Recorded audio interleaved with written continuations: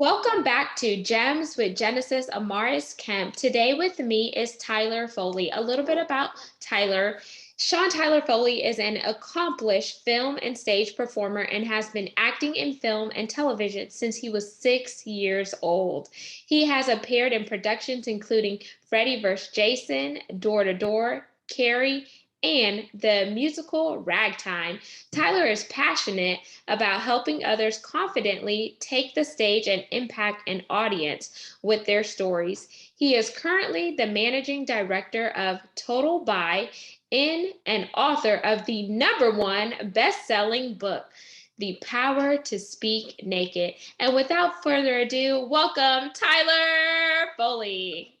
Well, I thank you, Genesis. It's an absolute joy to be on here right now, and I'm looking forward to seeing what gems we can uncover. So, Tyler, I know you are eager in the public speaking space, but before we get into that, I kind of want to know about your background. So, how did you get to where you are now? And the reason why I ask this question is because some people who know you may see Tyler made it. He's doing all these incredible things, but we all have those start ugly moments and, the struggles that we face. And we would be remiss if we don't talk about that because I hate when people put other people on a pedestal without really knowing their full story. Well, I thank you for asking. I mean, and it's funny that you do ask because I honestly feel like I'm just a regular guy. I mean, I'm me living my life, and it's been a very circuitous journey to get here. My father passed away when I was 6 years old, and my mom was looking for an outlet for me, and that's how I got onto the stage. So I was blessed to be introduced to theater and stagecraft and public performance very, very, very early in my life. And it became a passion, and we became a driving force. It even influenced my school choices. I went to a fine arts high school to really learn more about the craft. And then at 17, I had a medical incident in my senior year of high school, and it paralyzed the left side of my body for over a year. And that struggle really cemented why I wanted to be a performer, and the want for it too, because at that point I had been performing for 11 years and I'd become very complacent with the craft. I had started to forget why I'd gotten into it in the first place. And so I kind of uh, got reignited my passion because of that medical incident. And it gave me a reason to want to recover from it too. Like, they weren't sure if I'd ever be able to have use of my face or my limbs again, and luckily I was able to find function and form. And then, that created a wonderful career for probably 7 years of my life, and around 25. After being in an industry for 20 years, you do what all people do after 20 years in their career, and you retire. So I had retired from acting and went back to school and got an engineering discipline under my belt and started my own business, which was a mapping firm, geomatics, so earth study. We did photogrammetry, which is anybody who's looked at a Google map, that's what I did. I took the pictures of the ground and put them together and made really pretty maps for people. And the primary client when you have that kind of a business is the government, and the government always insists that you have safety systems in place. So I had to take all of the safety training in order to create my business and have it up and going. Unfortunately, the business collapsed, but I still had all of this training. And so a friend of mine said, I need a safety manager to work for a project up north, and you almost have this designation. If I pay for these other courses that you need to get this designation, will you come and be my safety officer? And I said, sure, why not? I don't know what I'm doing right now, and that seems like a good way to reset. And the next thing I knew, I was this safety officer and national construction safety officer designation. And I'm up on these massive construction sites, these huge multi-million, almost billion-dollar commercial heavy industrial sites, and talking to trades who I'd never thought I'd ever talk to.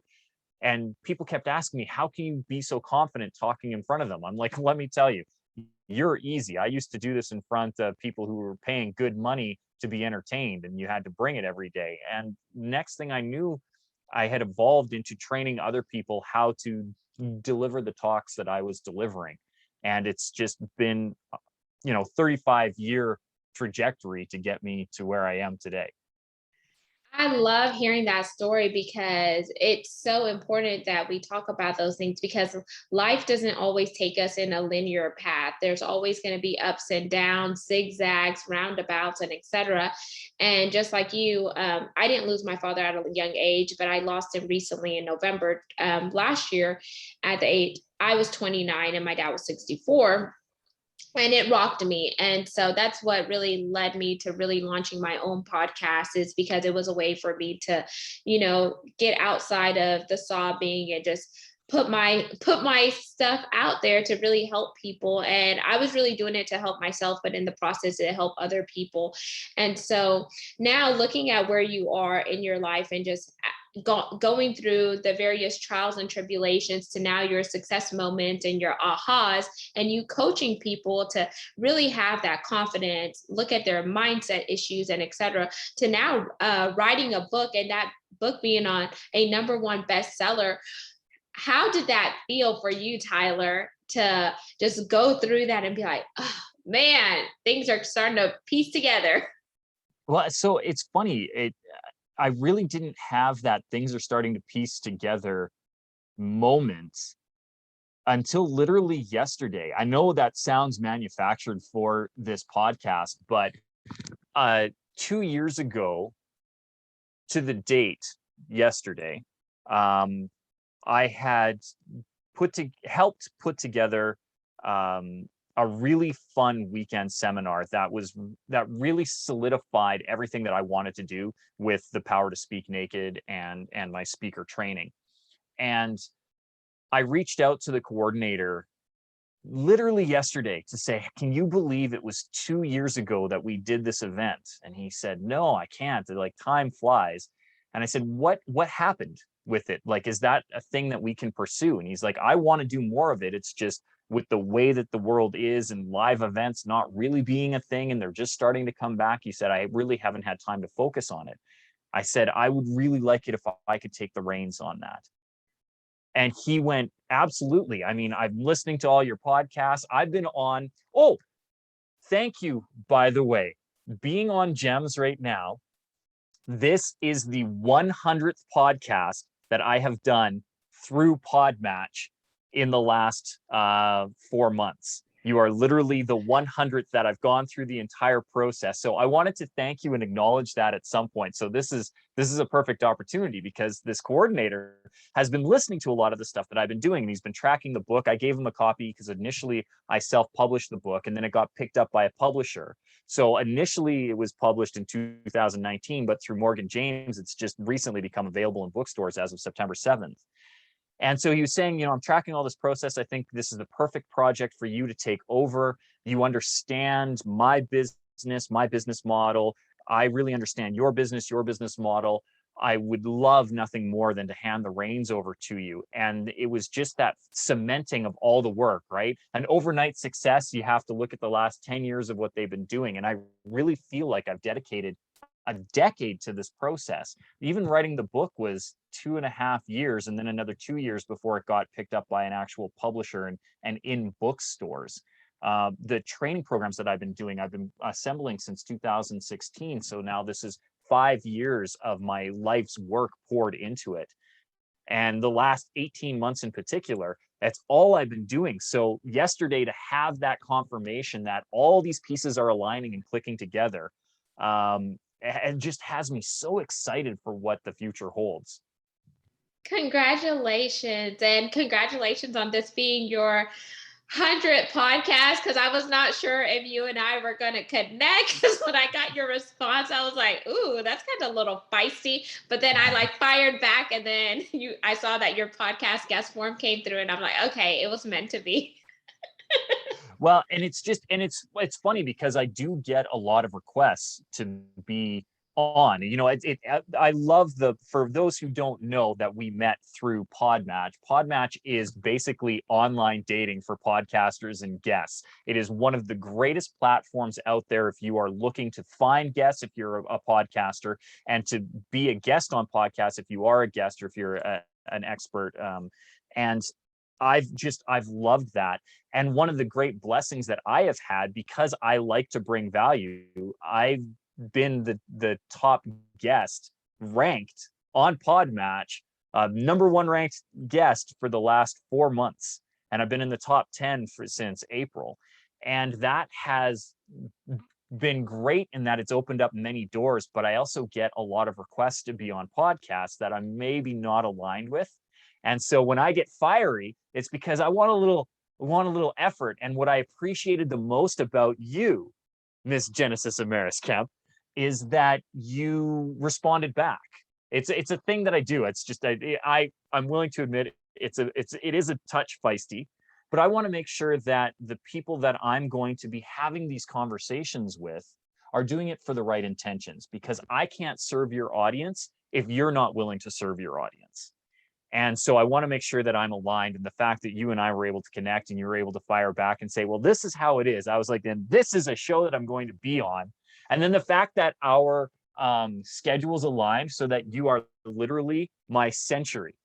You are my 100th episode that I am guesting on through Podmatch, just brought me joy. And so I was so happy to be able to do it. Thank you for being fiery, because I am very fiery myself. I like to call myself a bubbly firecracker. When I was in oil and gas, I was always seen as direct, blunt, or some guys even called me the B word or aggressive or whatever. And I'm like, hey, you either get in or you get out of line. You go big or you go home. And this is just me. So now I want to ask you the cover of your book, because just looking at it, the power and power is over the butt and to speak naked. How did you come up with it? Well, so the title was it's multi-layered, right? So the first thing to understand is that it's tongue in cheek at the worst advice that you could ever give a speaker, and that is to picture their audience naked or in their underwear. Like, that is horrible advice. And when we were brainstorming titles for the book, my team and I were sitting down, and it's a book. It's an advice book. It's a business nonfiction book. It's showing you how to and giving you advice and tips and tricks on how to be a better public speaker. And so I'd said to them, what's some of the advice that you have heard? Because maybe that can help spawn a title. And instantly, one of my team members stood up and he goes, well, picture your audience naked. And I went off on a tirade. I was like, it's the worst advice that you could give. It is a waste of brain power. It is rude to your audience. It is diminishing your audience in a way that doesn't need to be. You really need to serve your audience. And the only way that you can serve your audience is to show up in your best self and expose yourself to the raw, naked truth. In fact, I would rather give you the power to speak naked than for you to sit there and picture your audience naked. And they all went, oh, the power to speak naked. Now that could be a title. And then the more that we ruminated on it, the more I let it really steep, the more it settled in on why what had to be the title. Because I want people to be able to give a naked presentation. And not that they're not wearing clothes, but that they don't need a PowerPoint. They don't need props. They don't need PAs and AVs and all of the rest of this stuff. People have been communicating orally for centuries. Plato didn't fire up a laptop and a projection screen and give dissertations. The most he had, if the rumor is true, is maybe a pit of sand and, like sands through the hourglass, so are the days of our lives. And I mean, that was it, right? That was the biggest prop. And I don't even think that's real. The fact of the matter is, a lot of these greats probably sat in the Parthenon and just delivered dissertations the way that we've been doing it for eons. And I want people to be able to get back to that, to be so compelling with their messaging, be so compelling with their presence that they don't need the rest. It's superfluous. You don't need it. And then in the very root of the title, I want people to be able to speak their raw, naked truth, to expose themselves in a vulnerable way that draws their audience's attention, that grabs them so powerfully that they can't let go. And that's really when you know that you're a powerful speaker, when you can discuss topics, when you can say, my father passed away, I was in oil and gas, people called me the B word. Do you know what I mean? Being able to say, and I don't care because I'm a bubbly firecracker, because this is who it is. For us to be able to say we have fiery responses back and be honest with each other, that is when you have true communication. That is when you have true engagement. And that's when that engagement has meaning. And it's the meaning that makes an impact. And the impact makes change. So all of these things went into the title and has really become a movement for me. It's my mission that I want to empower people to be able to have these conversations and speak the raw, naked truth in a naked scenario, and exposing themselves to the nakedness of their reality. And I love everything that you said, Tyler, because I feel like whenever we are real, we're raw, we're unfiltered, we cut out the noise, cut out the distractions, cut out the BS, like people could really connect with who we are as a human being, who we are as a person, and strip away all the materialistic things, strip away the vanity and all of that stuff. Because at the end of the day, you're a human being, I'm a human being, and we all have something valuable to share. And the power is in the storytelling and sharing our stories by being vulnerable, by letting people know, hey, I'm unapologetically me, I'm authentic, I'm real. Because when you try to take on the persona of somebody else, you diminish who you are, and your gifts, your talents, and your vision become stale and stagnant because you're trying to operate in somebody else's lane that you were never really created to be in. Run your own flipping race and do it to the best of your ability. And I feel like social media is a blessing and a curse because we're seeing everything, these filters, prim and prompt. Everyone wants to get nips, snips, and tucks and be something that they're not instead of being who they were created. If you see yourself as a masterpiece and you know your worth, you know who you are and whose you are, the rest is going to fall in alignment. And that's why I really resonated when I saw your profile, because I was like, the power to speak naked, what is that about? And then I saw the word, the power was over the butt part, and I was like, is he being strategic with putting power over this guy's behind? Or Well, it is strategic in that you can't really show that cover. And the funny thing about the cover, for your audience listeners, know that I have a naked dude who is facing away from the camera, and power to speak naked is covering anything that needs to be covered, and we just kind of see that the dude definitely works out. It is not me, by the way. It's a close approximation, but it is definitely a hand-drawn facsimile and not the real thing. But the irony is we've purchased this stock image from a site that Jeff Bezos runs. But that same site will not allow us to advertise the book on it because it breaches their clauses as far as nudity goes. And to the fact that it actually states it draws undue attention to the breast and or buttocks in a sexually suggestive manner, which now everybody has to go look at the cover to see what we're talking about and know that Jeff's site is wrong. It is not. It is not. But it is strategic to be so that it's decent. Like, I need my daughter to be able to hold the book and be like, this is the book that my daddy wrote for me, which is true. She's in the dedication. It's dedicated to her. But she needs to be able to hold up the book and not have it an indecent thing. And I need people to be able to walk through their local bookstore and, as they're wandering around looking for either a copy of Chocolate Drop in corporate America or The Power to Speak Naked, or whichever book they're trying to find, that they're not offended by mine as they're looking for yours. I love that. And then now that we're talking about, because now that you mentioned that you have a daughter, so that's legacy and foundation. So if someone were to ask Tyler Foley, what do you want people to say about your life when you depart from this earth? Let's reverse engineer it. If you were to write your own obituary, what would you want to leave behind for the generations that's coming up? Well, it's interesting that you use the word legacy. I've been asked this question a few times, and I've always said, one of the way that one interviewer asked me said, if somebody was to research you 100 years from now, what would you want them to find in that internet search? And for me, I want to be known as Mackenzie Foley's father. Who, and when they're looking at who Mackenzie is, she changed the world because XYZ. I don't know what XYZ is yet, but I know that my daughter is destined for greatness because I just see it in everything that she does and the way that the world has aligned for me to be able to provide her with every resource and tool necessary for her to find herself and find herself outside of me. Like performer for 35 years. So naturally, I got her an agent when she was 11 months old. And she did a couple of commercials and she went out for a few auditions. And when she was about 5, she went, I don't want to do this anymore, Daddy. And that was fine. But she, not only does she have the voice to do it, but I have the willingness to allow her to find it. Did it crush my soul a little bit when my daughter said, I don't want to be in film and TV anymore?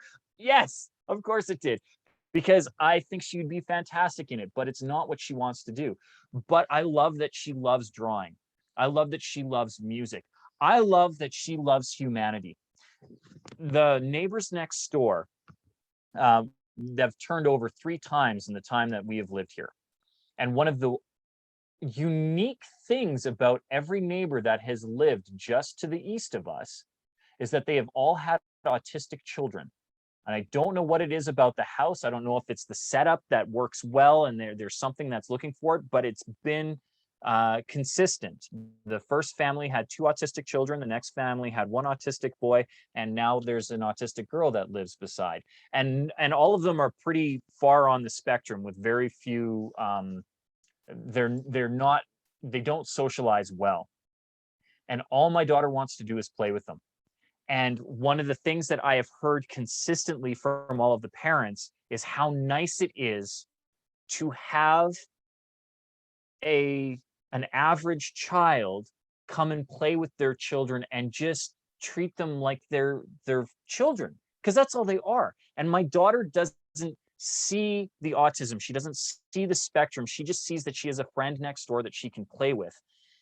And that is one of the most encouraging things to me as a father. It's the thing that brings me the most source of pride. Yes, I'm happy that she was in TV very young. Yes, I'm happy that she is unbelievably artistically gifted. I have 3 of her paintings that are mounted and framed just over at the edge of my studio here. And people think that my wife did them, but she didn't. My daughter did them. And I'm proud of that. I'm proud of everything that she does. But the thing that I am the most proud of is her humanity and her humility within it and her empathy for other people. She has the softest heart, and I hope that never changes. I hope the world does not harden it to her, because what I see when she goes and plays with her friends next door brings a light to me that can never be extinguished. And so when somebody searches for me 100 years from now, the legacy that I want to have left is the impact that my daughter made on the world, because I know it will be significant. And my job is to make sure that it is fostered and nurtured to the best of my ability so that she can be the best version of her that she can.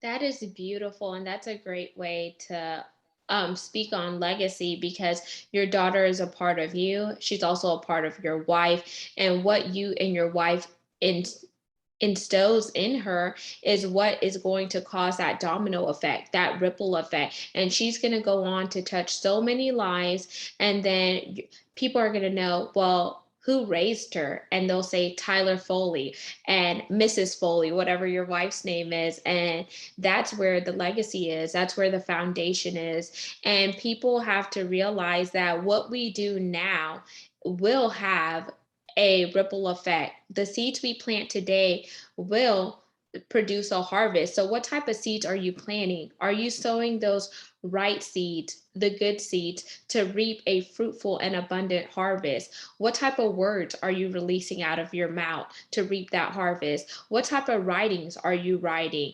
And what type of energy are you putting out there? And it's so important because people never understand why things are coming back in a boomerang effect. But you have to ask yourself, what did you sow back then? And how is it being evident now?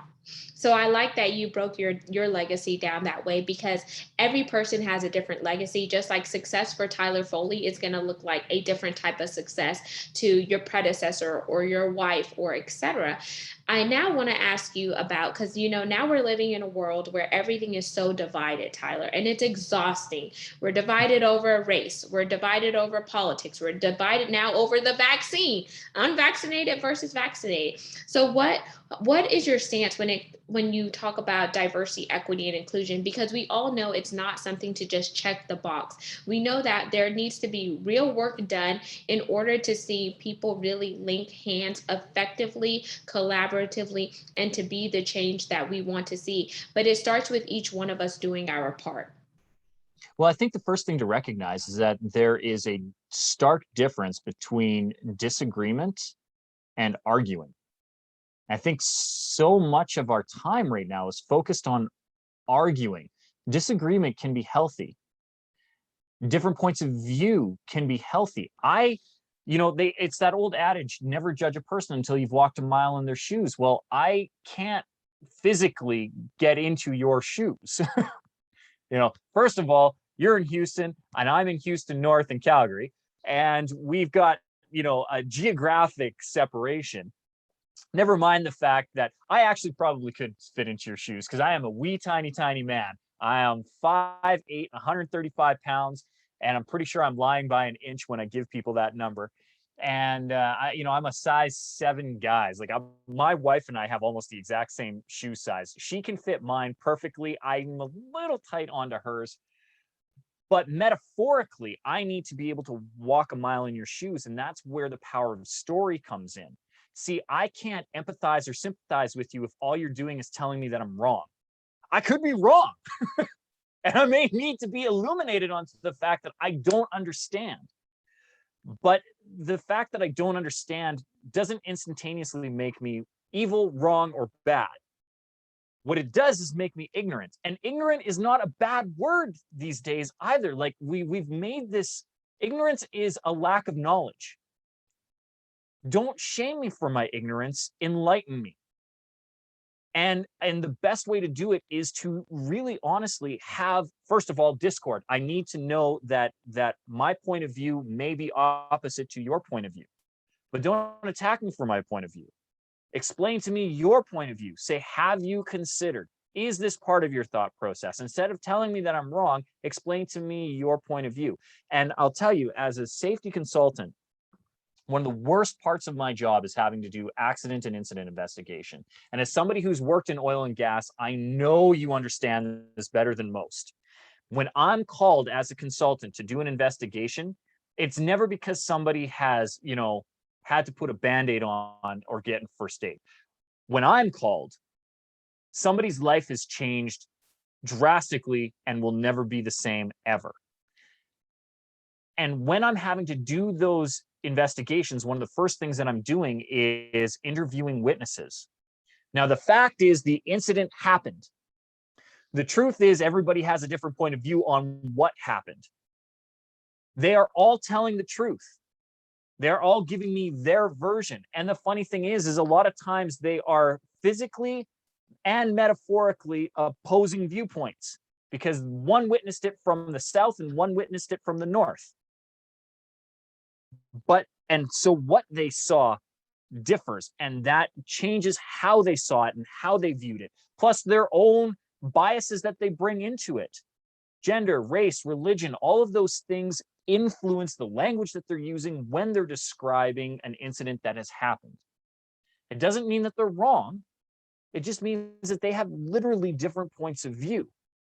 And I think we need to understand that we live in a very diverse world. And to me, diversity is not just humanity. Like, we share this planet with millions of other life forms. Like, so we want to start talking diversity. Let's really start talking about diversity, right? Like, our decisions impact everything. There is a ripple effect. It is the butterfly effect. And the only way for me to truly understand where your viewpoint is to have open dialogue, conversation. And I sometimes need that conflict. I need you to disagree with me at times. I can't be in an echo chamber or a sounding board, because then I never learn, I never grow. I need to have somebody say, look, have you ever considered this? And I go, oh, okay, no, I haven't, or yes, I have. And then when I can say, yes, I have you considered this? And now we start to have discussion and debate. And the problem is in our current society, debate is modeled poorly. How it's shown on C-SPAN is not what debate is supposed to actually be like. I don't have to be opposed to you just because you sit on another side of the room. I should have the freedom to say, you know what? You're right. That's a good point. And I should have the freedom to say, I'm sorry, I don't agree with you because of this, this, and this, which allows you to then counter my argument. That is what debate is supposed to be. Argument and point, counter argument, counterpoint. And then have it go back and forth until we find resolution. And I think people have forgotten that end game is resolution. We need to resolve to agree at some point instead of this argument and disagreement. And that is my rant and my soapbox for the day. Woo! Mic drop. Boom. It's the name of the training. That was amazing. And I agree, because so many times people are just arguing. And then that argument turns into insults. Those insults turn into brawls. And then before you know it, like, no good has came out of that. All we had was opposing viewpoints. We had a topic, and then those opposing viewpoints escalated because we weren't able to de-escalate and find that common interest and that sweet spot in the road, in my opinion. Well, and I'm curious to know when opinion became dogma. Like, that's the bit that I don't understand. Like when did a thought become concrete? How did it become cemented into reality that it is calcified and unflexible? Like, I don't understand that. My opinions on the world have changed from the time I was 6 years old to the time that I'm 42. Like, opinions, I'm growing constantly as a human being. My thoughts, my processes constantly change. So why can't we, what is wrong with with changing your opinion? And that's the other thing that drives me insane right now with cancel culture, is that somebody can't have expressed a point of view 10 years ago. You are damned for any expression that you've had that is counter to somebody else's, even if you've grown as a human being. Lord knows the things that I was spewing 10, 15 years ago are not who I am now. And I am so thankful that it was prior to social media, because I would not want to be judged on the human being I was 15 years ago. And I think I was a great guy. It's because people don't give other people grace and mercy these days. And not to be religious or spiritual here, I feel like God, our higher power, or whoever you choose to believe in, has given us all grace as human beings. So why can't we extend that grace and mercy and forgiveness to somebody else? Because if our lives were to go up on the screen in front of everyone in an arena, would we be so proud of what we have done? And if you can't say yes to that, then stop throwing friggin' stones at somebody else. We are all imperfect people trying to become a better version of ourselves daily. And I tell people, I'm so glad I'm not Genesis BC. And they're like, what's BC? Before Christ, because that Genesis, she'll take a licking and keep on ticking, or she'll tell you a piece of her mind, and she won't care at a drop of a dime. But now, Like I'm a little bit softer now that I'm a married woman, now that I have, nieces and nephews that are look up to me. I don't just fly off at the hinges or the cuffs and say certain things because that is not who I am anymore. And I said, just like the world is evolving, we as human beings evolve too. Our mindset shifts, our perspective changes, who we love shifts. I've had friends who were dating women and now they're dating a man, but you know what, you can't help who you love, you can't help how your views have changed or whatever the case may be, but at the end of the day, who you are as at your core and how your core begins to come up and out externally, that is who you are. And we need to extend grace and mercy to those people, just like we would like grace and mercy extended unto us. I mean, it's the two golden rules right there. The first one being the golden rule: do unto others as you would have others do unto yourself. And as you pointed out, the he without sin be the first to cast stones. I don't have any right to throw any rock at any time at all, right? And I do believe that we should treat each other the way that we would want ourselves to be treated in life and in business. I mean, you want to be a successful business person. I mean, you want to talk about a gem, right? Show up to other people's groups the way that you would want groups to show up to you. Show up to other people's training, show up to business meetings. If you expect a client to behave a certain way, then you should behave that way when you are a client. And quit waiting for other people to do it to you. You have to lead the change. You want to be a true owner, you want to be a true business person, you want to be a true entrepreneur, you need to lead the change. It needs to come internally from you and see how you can affect your world as opposed to how your world affects you. And there you have it, folks. Tyler, I'm going to allow you to close us out with once again telling the listeners and the viewers who you are, how they could connect with you, and where you hang out on social media so they can meet Tyler, not your VA, but Tyler Foley. Well, so the best place to go, honestly, is the website, SeanTylerFoley.com. It will connect you with all of my socials, and they are my socials, so you can reach out and you can find me there.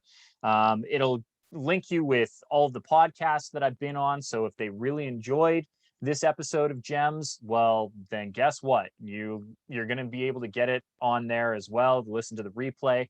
And if you are enjoying this episode, Genesis, one of the things that I would ask your listeners to do, if they're listening right now and they're like, I really like this episode, give it a thumbs up and a like so that you can get bigger, better guests on to serve them, because it's the only way that you can grow your audience, right? Like, what we all want a 5-star review. So if we want a 5-star review, let's again do unto others as we would have others do unto them.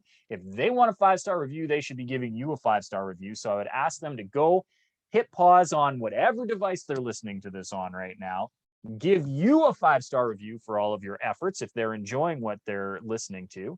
And then when they come back, they can check out SeanTylerFoley.com. If they want to pick up a copy of the book, it's available in bookstores everywhere. They can get it online. It's available on Jeff's site if you want to go there. But Jeff Bezos also went to space in a phallic-shaped rocket recently. So I think he's got quite enough money. So I would encourage them, if they want to do some online shopping, they want to pick up a copy of Chocolate Drop in Corporate America, or if they want to pick up a copy of my book, The Power to Speak Naked, I would encourage them actually to go to bookshop.org, because it's an online resource. It'll connect you with all the titles that are available on Jeff's site, but it is through your local book retailer. So it's supporting your mom and pop shop, and they have a big banner. They've raised almost $16 million that they give and donate back to local bookstores. And I can tell you this right now, it's actually cheaper to get my book there. So they can go to SeanTylerFoley.com to connect with me on all my socials. If they want to get your book or my book, I would encourage them to go over to bookshop.org. And thank you so much, Genesis, for having me on. This has been an absolute joy and a pleasure. I really enjoyed our conversation.